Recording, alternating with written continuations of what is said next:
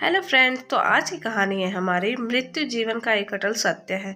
एक राधेश्याम नाम का युवक था। स्वभाव का बड़ा ही शांत एवं सुविचारों वाला व्यक्ति था। उसका छोटा सा परिवार था जिसमें उसके माता पिता, पत्नी एवं 2 बच्चे थे।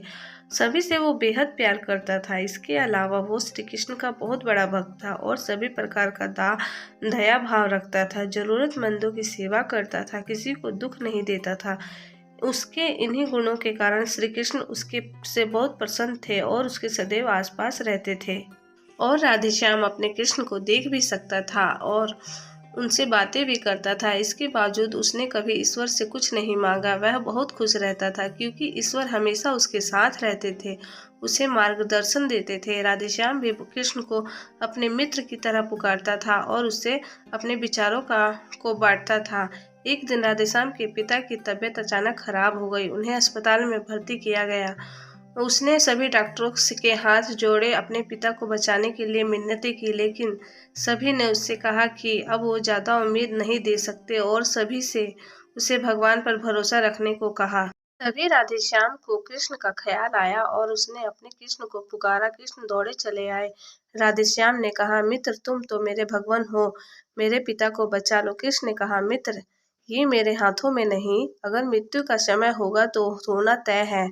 इस पर राधेश्याम नाराज हो गया और कृष्ण से लड़ने लगा। गुस्से में उन्हें कोसने लगा। भगवान ने भी उसे बहुत समझाया पर उसने एक ना सुनी। तब भगवान कृष्ण ने उसे कहा, मित्र मैं तुम्हारी मदद कर सकता हूँ, लेकिन इसके लिए तुम्हें एक कार्य करना होगा। राधेश्याम ने तुरंत पूछा, कैसा कार्य? कृष्ण ने कहा, तुम्हें किसी किसी एक घर से मुट्ठी भर ज्वार लानी होगी और ध्यान रखना होगा कि उस परिवार में कभी किसी की मृत्यु ना हुई हो।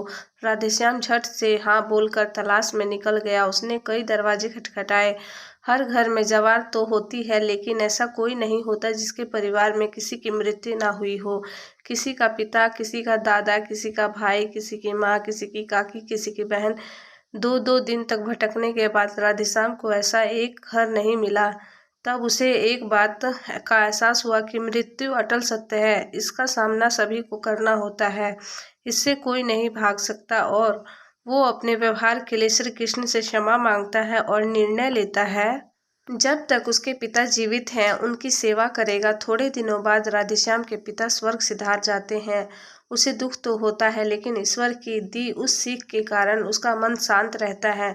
दोस्तों, इसी प्रकार हम सभी को इस सच को स्वीकार करना चाहिए कि मृत्यु एक अटल सत्य है। उसे नकारना मूर्खता है। दुख होता है, लेकिन उससे फंस जाना गलत है, क्योंकि केवल आप ही उस दुख से पीड़ित नहीं है, अपितु संपूर्ण मानव जाति उस दुख से रूबरू होती है। ऐसे सच को स्वीकार कर आगे बढ़ना ही जीवन है।